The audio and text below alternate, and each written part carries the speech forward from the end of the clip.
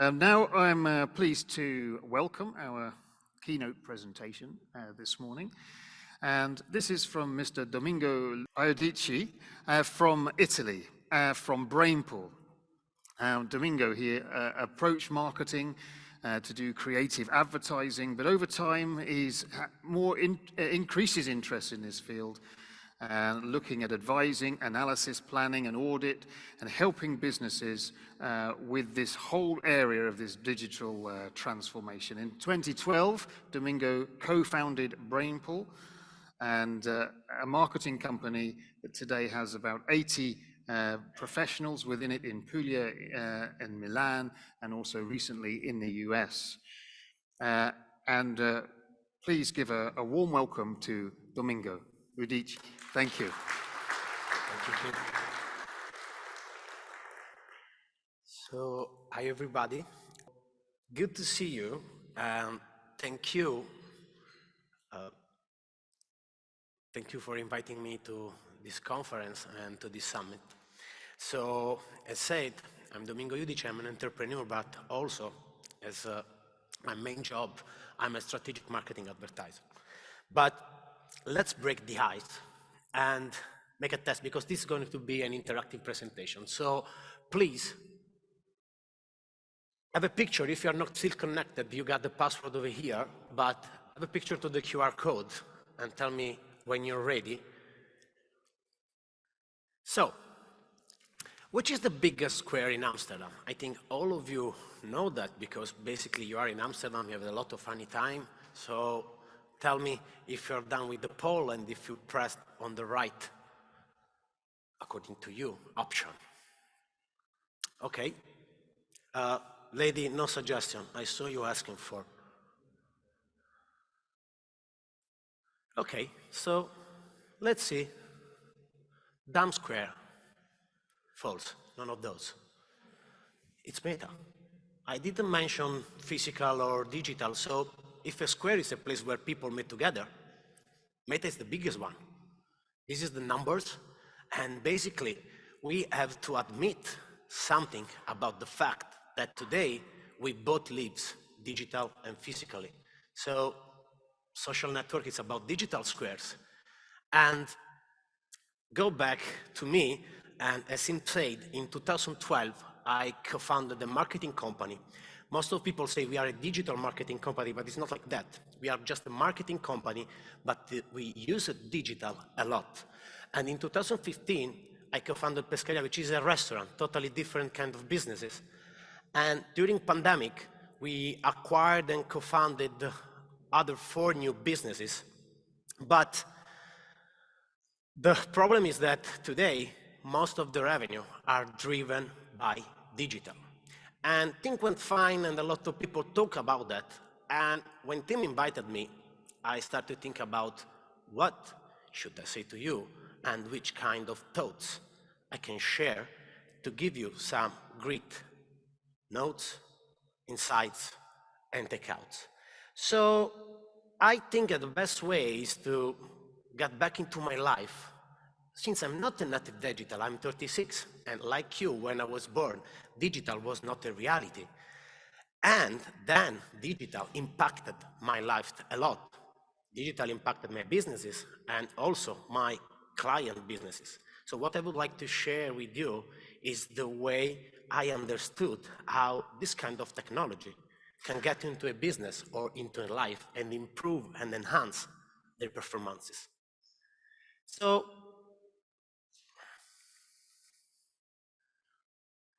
it all started when I was 10.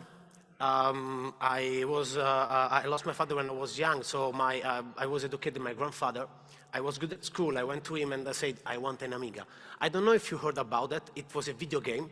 It was very simple. You got hard disk, you put inside, and you play a game. It was amazing, very simple. And I don't know why my grandfather went to my cousin and say, he asked for advice, and my cousin said, no, you should buy a PC like this. And it was not that fun. I was very disappointed because at that time, this was the digital. So I spent most of my time with assistants, because basically I broke my PC very often. But finally, some years later, internet came, and I was one of the first guys to stay online. Okay, so I felt very important, nerdy people. And I used to chat a lot. This is Mirk. This is like chat had looked in that era. And this is, for example, ECQ, which was another very famous chatting platform. So I felt like an elite guy handling digital tool and talking with elite people all over the world.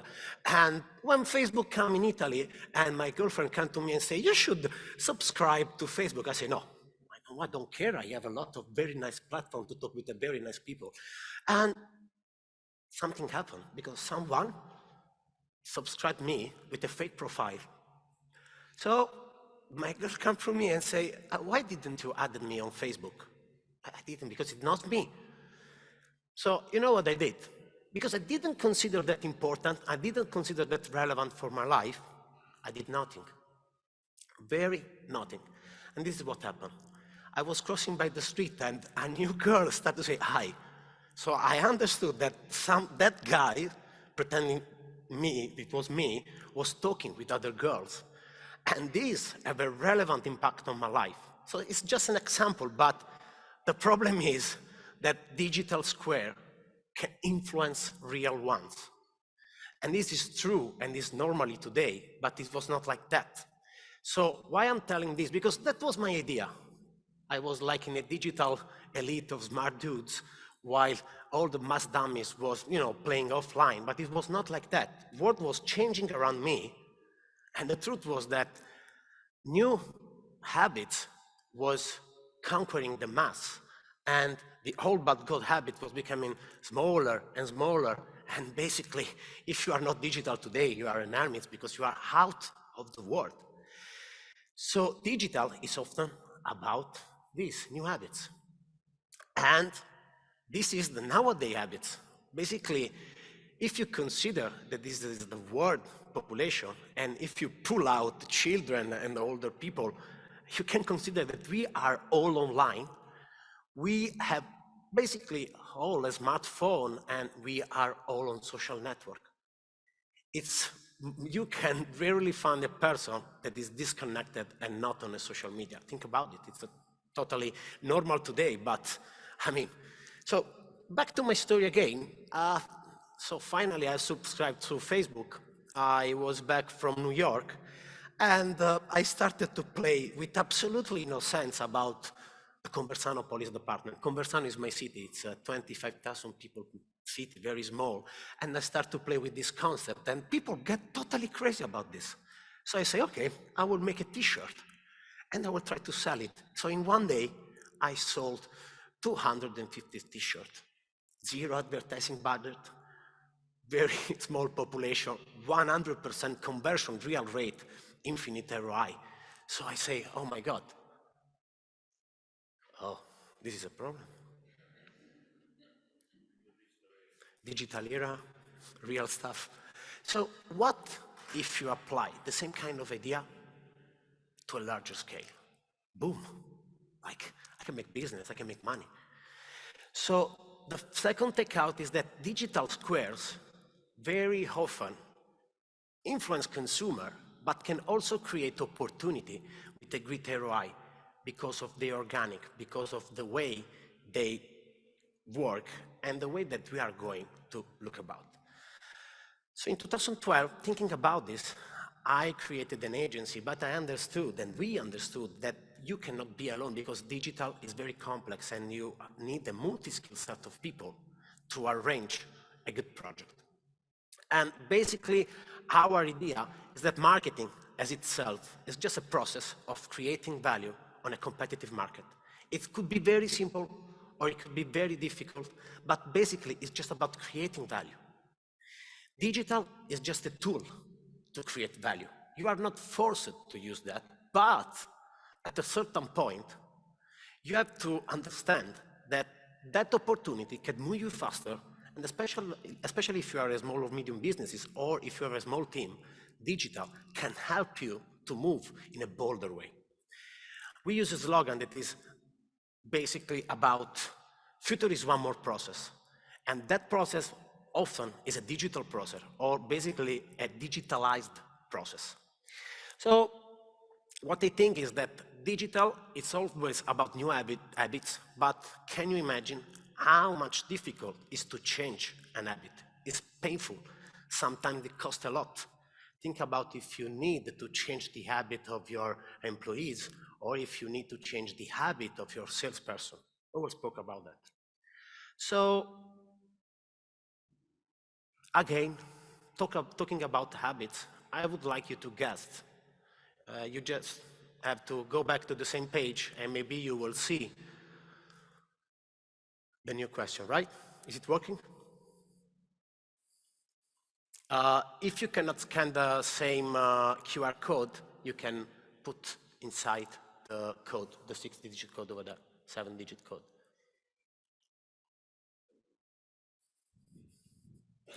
Done? Oh, more than 6 hours. Wow. So, you are right. More than 6 hours. We spend more than 6 hours on our life on internet. But you know what? Half of that time, mostly, it's on social media. We play a lot, basically. Not only, but we play a lot. And if you see about this, we are increasing the time online, but also during pandemic, increasing was not that much. So basically the curve is flattering because we have to sleep, we need toilet, we need to eat. So basically at a certain time, we are reaching the maximum capacity of our online spending time. But what I want to share with you is how habits is changing about staying online. So the problem is not about the platform where people subscribe the most. The opportunity is about where people spend more time, which is different because these are the places that nowadays, in 2022, people spend more time. I told to you that Meta, with all of its platform, is the bigger square in the world, but it's not right now the most used and populated place. Look at this, TikTok and YouTube. All over the world, I don't know about your national broadcaster, but you have to understand that the first broadcaster is always YouTube. It's crazy. People is using YouTube like a television broadcaster, and basically this means that we have an opportunity. If people stay there, they are spending time, they're spending impression, and of course, we can use that opportunity, sometimes also without any paid advertising, to get an interest. So, while I'm talking, you will see something like 10 years of evolution. Look at this. These are all opportunity changing. This is all digital platform where basically you have every time organic occasion. Organic means that basically you go there, you post as a business or as a person for the first time, and then you get the opportunity to reach attention for the first. So look at this. This is how it is going. It's still going on. 213. Look, Facebook going over YouTube, then WhatsApp coming. The problem is that is never going to be stable. I always use a metaphor. It's like if you are in your city, in a small city, you get out and you always have a bigger place where to go and meet all of the people. But if you want to stay with your friend, you used to stay in a smaller place. But other people come in the smaller place, so you don't feel comfortable and you find for another place. So basically, it's like a behavioral problem. When people didn't feel confident in a place, go in another place just to stay, more calm or with less people and spend time with more confident, to be more confident, basically. So,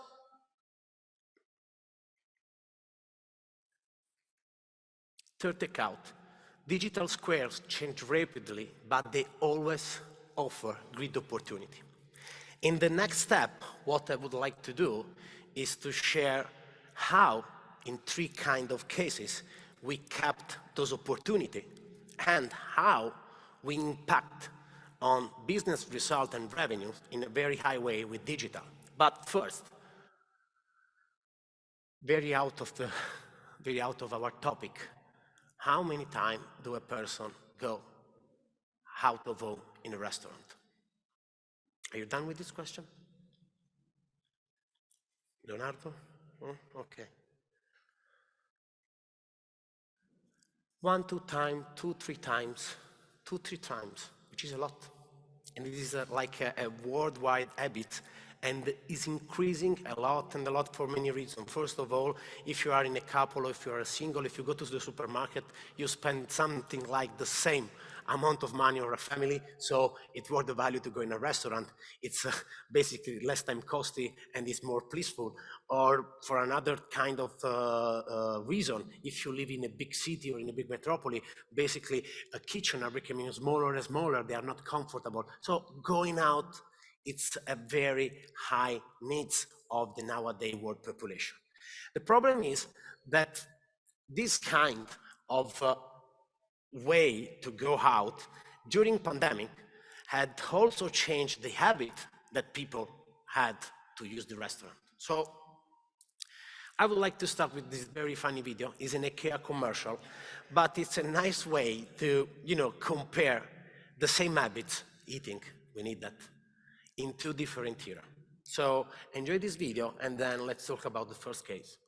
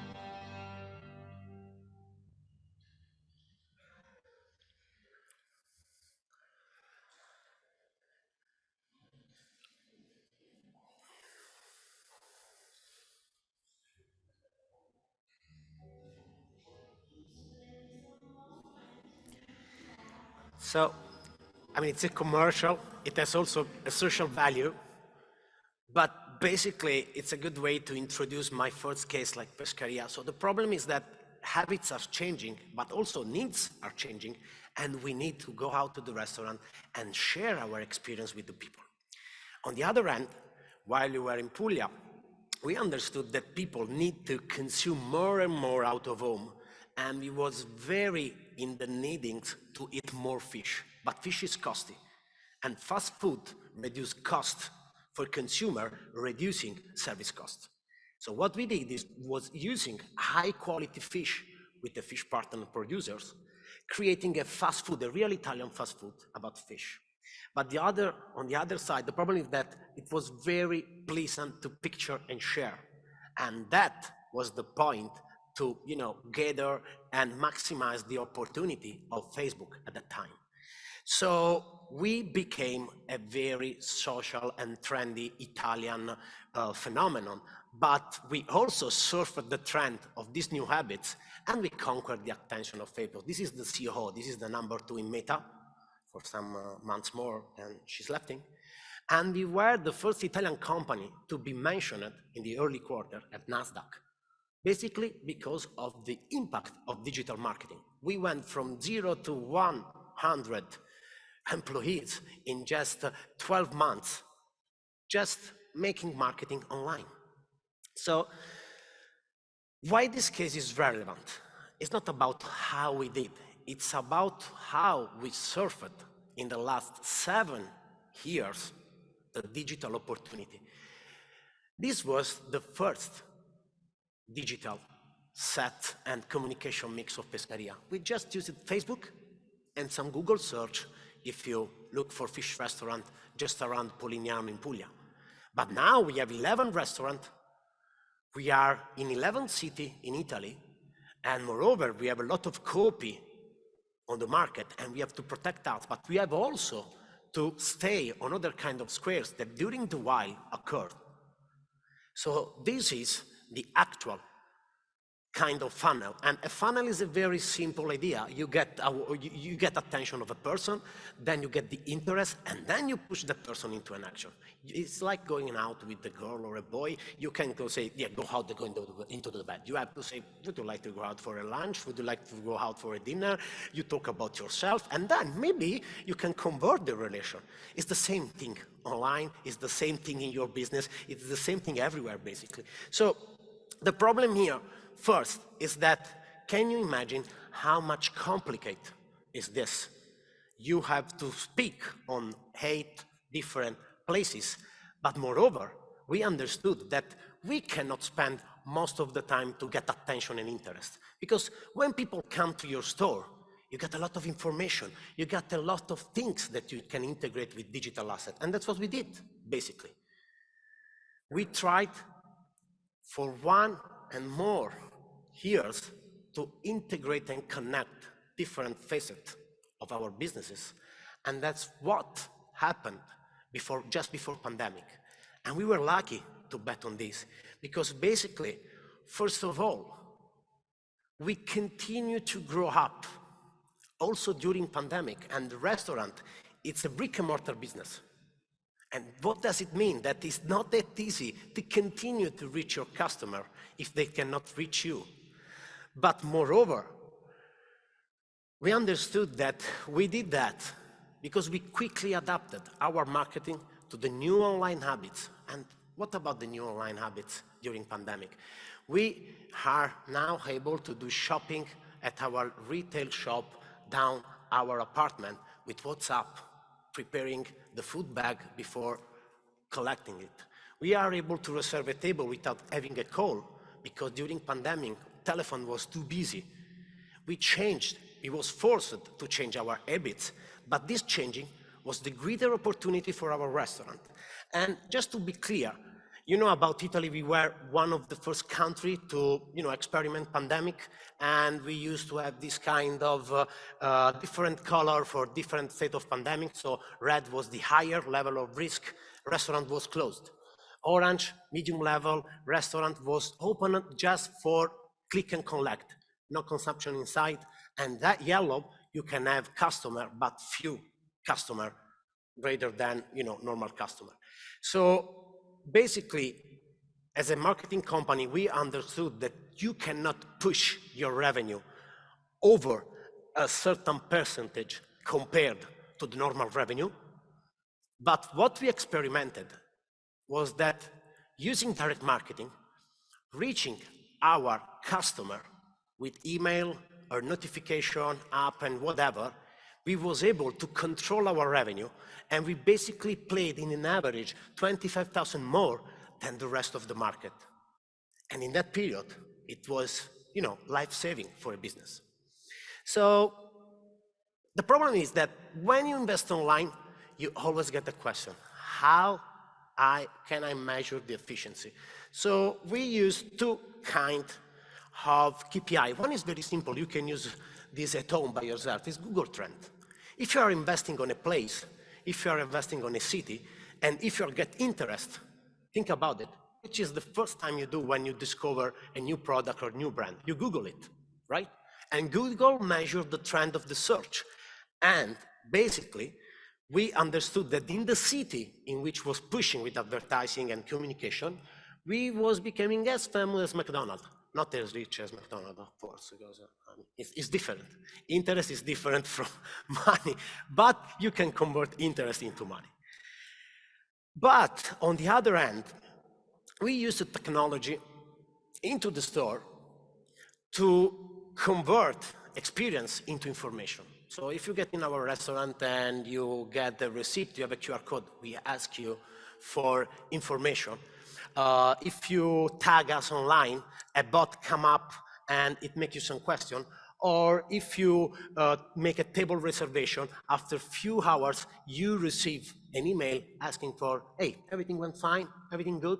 So we put some questions inside, and we understood that 65% of the people inside the store said, I saw you online.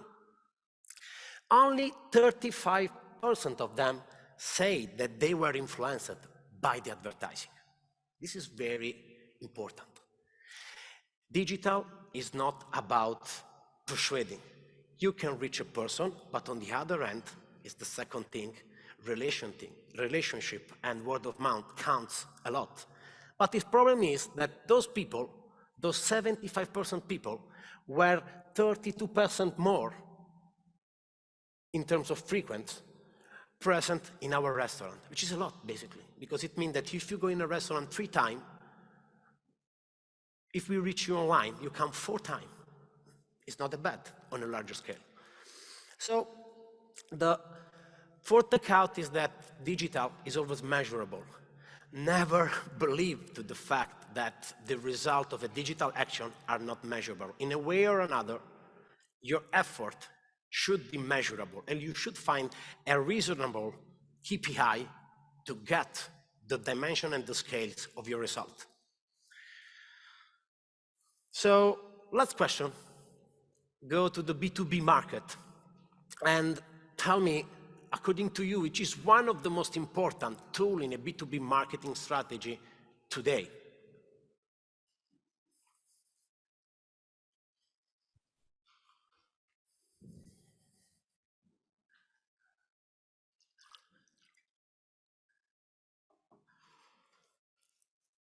Ready?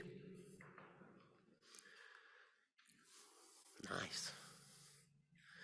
It's the CRM. And if you talk, do not change your vote. I'm looking, don't do that. So you're right, it's about CRM.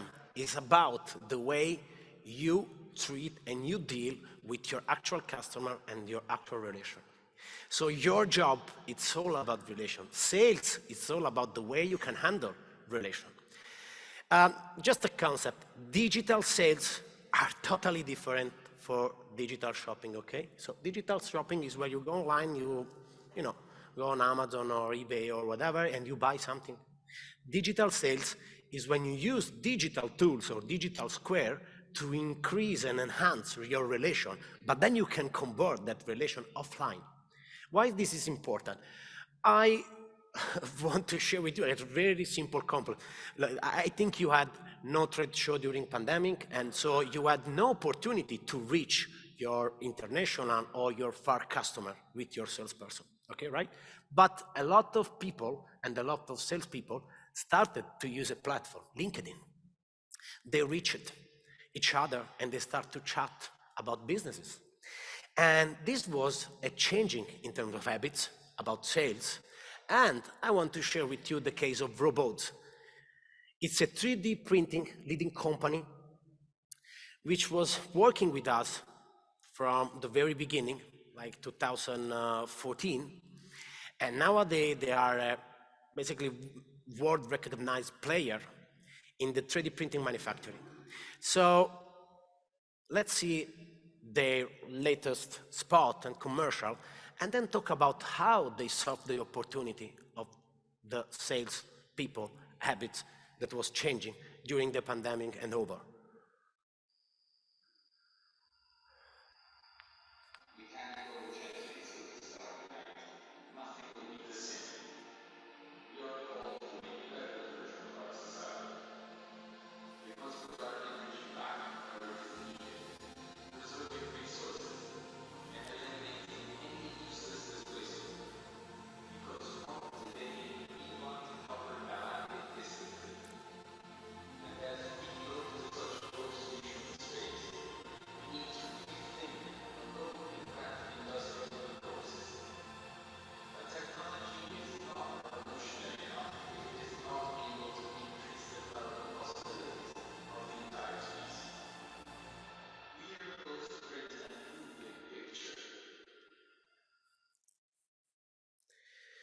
So The thing about robots is that this is a nice commercial, but it's also a nice way to say, okay, I cannot reach you physically, but you can buy my 200,000 printer as well. And that's what they did, because these were all the contacts that they had reached before, but didn't convert yet. And so using a CRM, they found out a way to nurture the interest of these people and to convert as well into deal. And how they did so? Basically, the CEO really pushed the salesperson.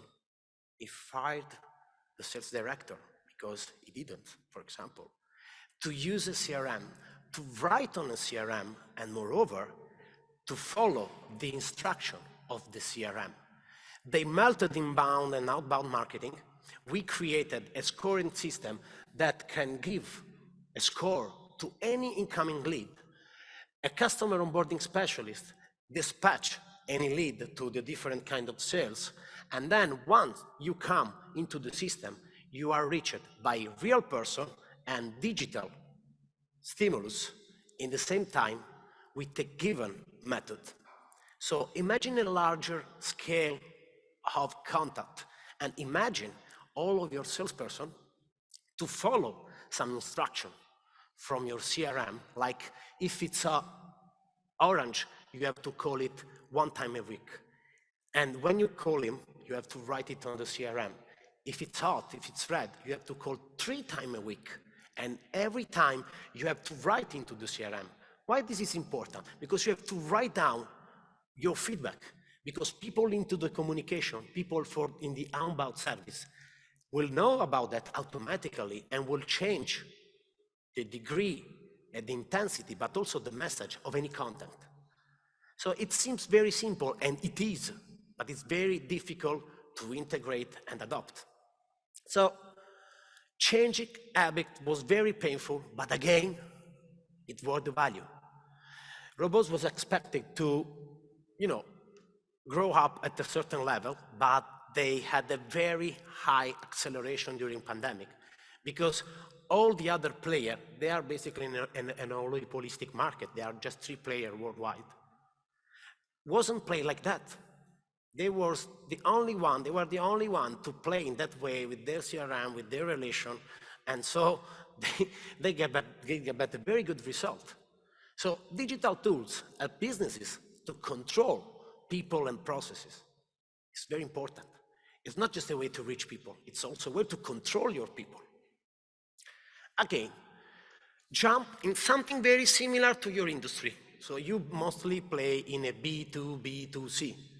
You basically are in a situation like this. You produce plants, you go to a reseller, the reseller go to a retailer, and the retailer is always multi-brand, multi-producer.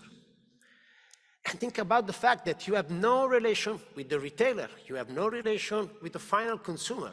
And I'm not telling anything new about the fact that maybe all of you trying to imagine, how can I create a relation? How can I control my market in a better and more efficient way? So I will introduce you Ego Italiano. It's a very nice brand raising up in south of Italy in a place nearby Matera, where a lot of businesses about sofas were playing. But most of those now are out of the business, okay?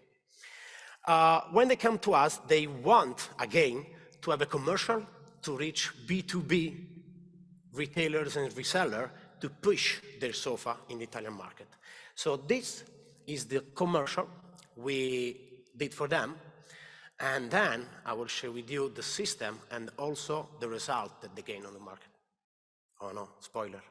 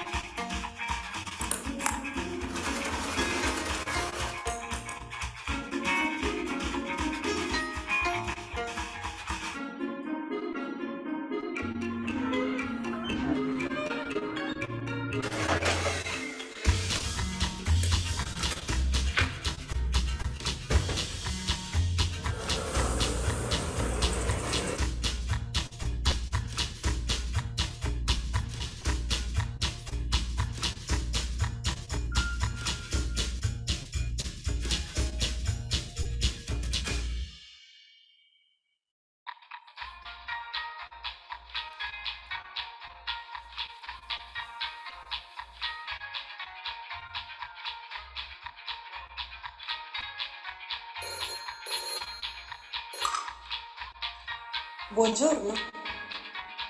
Certo. Progettiamo, realizziamo e consegniamo in sole 5 settimane il tuo Ego Store. Certo.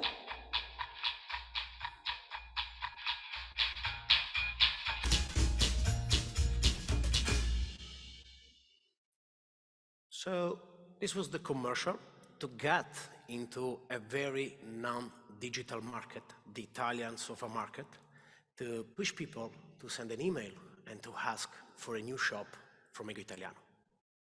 The campaign, mostly run on LinkedIn and YouTube, got a very good result in terms of opening rate when we send email to our acquired lead.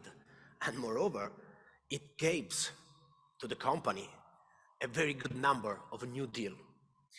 But the real important thing is the system that they prepared in advance.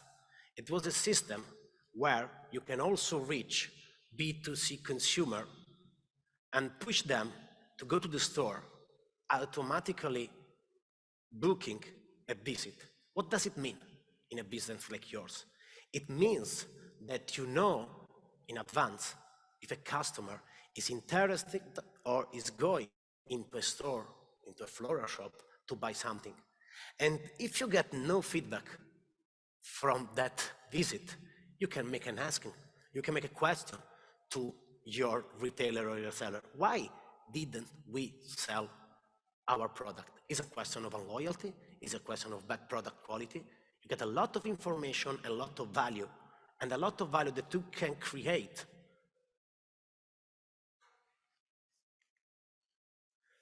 all over the same levels that we saw before. Because basically with a digital ecosystem, with a digital CRM where you integrate all the market, you get relation with the reseller, with the retailer, and with the final consumer. So also here, result was very good, also during pandemic, and also during a period in which people cannot go into a store to buy a sofa. Why? Basically because they could push with good promotion customer to go into a shop, and they can control the choice of the customers into that shop, because any retailer and any reseller was advised, was awarded about the fact that people was going inside the store. So let's recap. 5 takeout, at least. Digital square can influence real ones, but digital squares can also influence consumer purchases.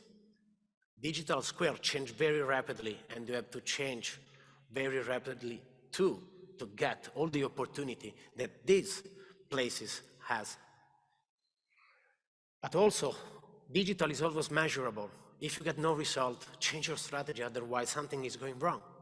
And finally, digital tools can help you to control your people and your processes and your business result. Otherwise, it's just a wasting of time. It's just time that you can spend for you or for any kind of different form of relation. So what I think is that digital is an attitude. It's a life attitude. Basically, you have to adapt quickly and you have to serve all the opportunity that come up from this new habit. It's painful. They say that we need at least 2 months to change our habits, but it's worth the value. So let's play a game now. Imagine this is your situation. You are a plant producer and you want to push your people, your customer, to a store or maybe online, booking an appointment and tracking the activity and product, and then measure and increase your revenue. So what we will try to do is to wrap up everything and try to play this in your kind of market. I know it's more difficult than any other kind of industry, because basically plants look always the same. But as a company, your values, your people, your relation, your services are not the same. So you can use digital and technology to push your service, augment your product value, and be more impactful on the market. So imagine a situation like the one before, and I think that for most of you, the situation is like this. You have no relation with reseller, you have no relation with the customer, and just try to think about how we can solve this problem with technology and digital. So first of all, reach new customer is pretty easy. You launch a digital campaign online, you take a plant, and you say, oh, look at this, it's a very beautiful plant. And everybody loves plants mostly. So user will see an ad, will push on it, and then maybe if they are very interested, they have two options. They can decide to buy the plant and go to the nearest store, or they can buy online. It doesn't matter. In both the cases, they will give you information about what they are going to buy and when, or maybe which time.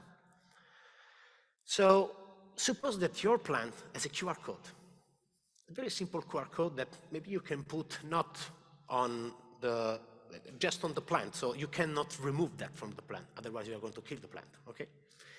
And imagine that at a certain point you ask to the person to scan the QR code to give augmented services like advices, like information, like free discount for any other products or whatever.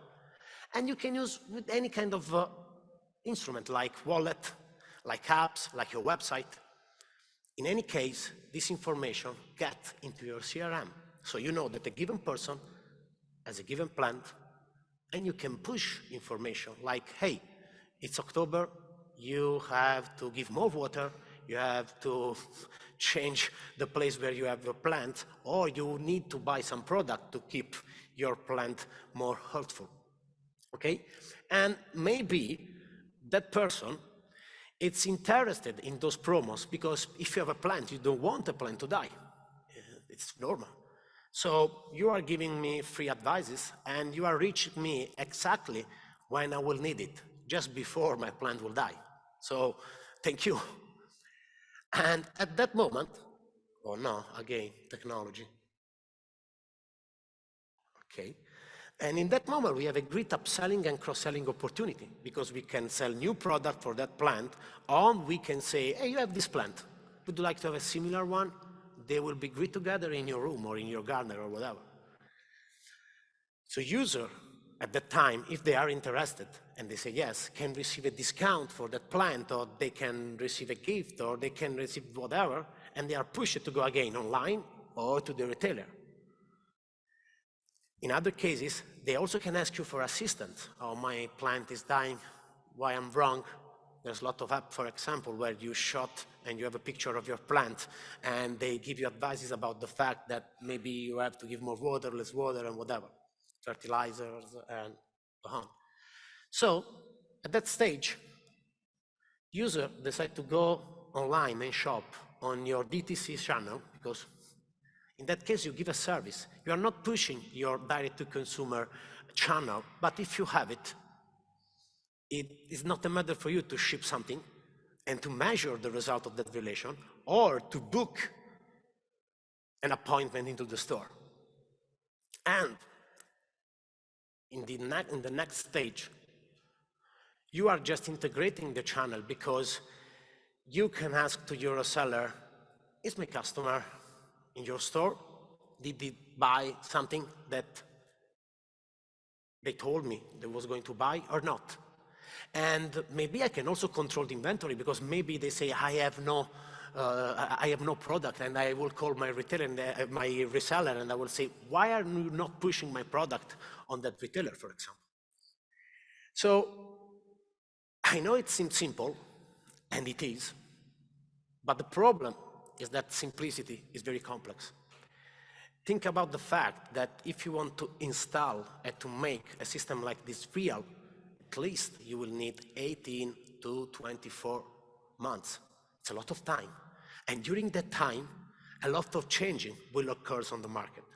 But the opportunity is that, according to me, digital innovation is mostly about creating a fluid and combinable organization of people and digital tools.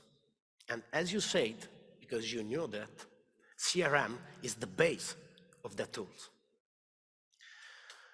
Then you have to adapt quickly to a new habit, a new way to communicate with your salesperson, with your retailer, with your reseller, and also with your customer, maximizing any level of your relation.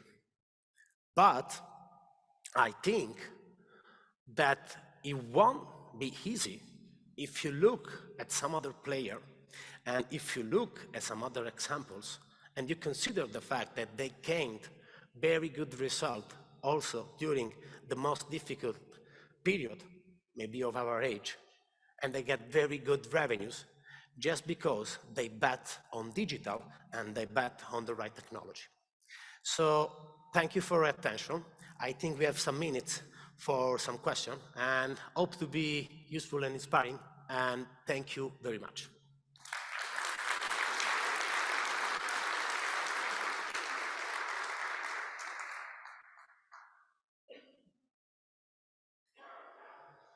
Well, thanks very much, Domingo, for your presentation and interacting with us all, getting us all thinking. Thank you.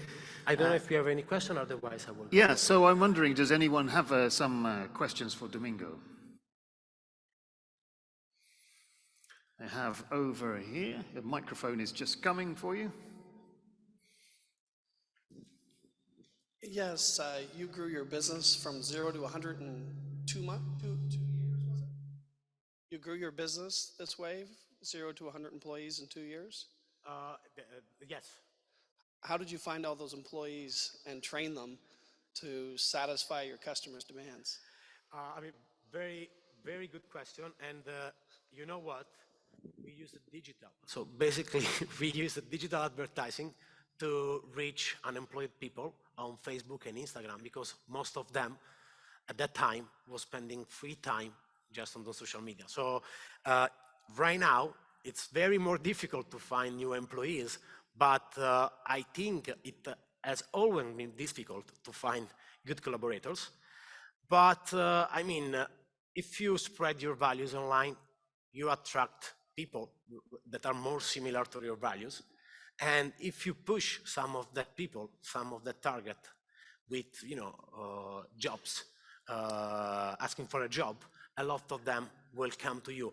At that stage, at that moment, I remember we received 40 applications for every restaurant. So at that moment, we had one restaurant, so like 40 every day. After 1 year, we had 2 restaurants, so 80 to 100 applications every day. Today, if you're looking for good collaborators, I suggest you to think. The first is to use LinkedIn and to post constantly or your job position on LinkedIn. It worked a lot. And also if you get no application, it would work also in terms of impression. So people will see you, that the fact that you are offering jobs. The second is active talent hunting. So you can go on LinkedIn, you can write a message to a person that works in another company and say, you seem to be very talented, may we have a chat? You don't have to say, I want to hire you, but you can start a conversation. And to be honest, it's also the way we recruit talents in my marketing company, because you're right, it's the most painful stuff about growing. Find the right person, the right people to continue to grow up. I hope to answer to your question. And what's your retention of those people? Well, what is the retention of those people you hired? If you consider my marketing company, we have a very low turnover, like 10%. If you consider the restaurant business, it's going to be very different because it's a very high turnover employing market. But I think we have a lower turn rate compared to the other company.